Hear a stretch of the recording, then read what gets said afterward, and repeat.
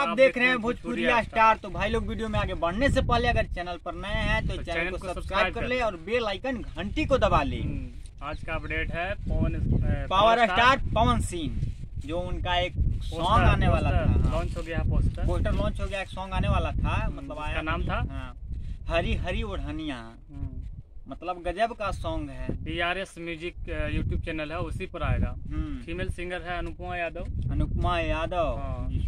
Power star Pawan Singh तो सब जानवे करते हैं भाई, कौन नहीं जानता पवन सिंह जो है कहाँ बिजी हैं यार। पोस्टर लॉन्च कर दिए, पोस्टर लॉन्च कर दिया और गाना अभी तक नहीं आया। मतलब वो बिजी कहाँ है, इस अभी आ रहा है, सवाल आ रहा है। क्या रहे हैं उसके फैन का, मतलब सवाल है कि यार कर क्या रहे हैं, इतना लेट क्यों कर रहे हैं? जब टीम जो है तो उसका टीम है कहाँ यार, बताइए।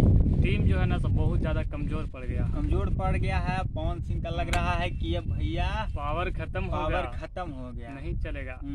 तो ऐसा मत कीजिए। जब पोस्टर लॉन्च, बताइए 4 दिन पहले पोस्टर लॉन्च कर दे रहे हैं और गाना लाने में इतना लेट कर रहे हैं, तो पब्लिक तो डेमोरलाइज हो जाएगी। खेसारी लाल तो अच्छे नहीं यार पवन सिंह से।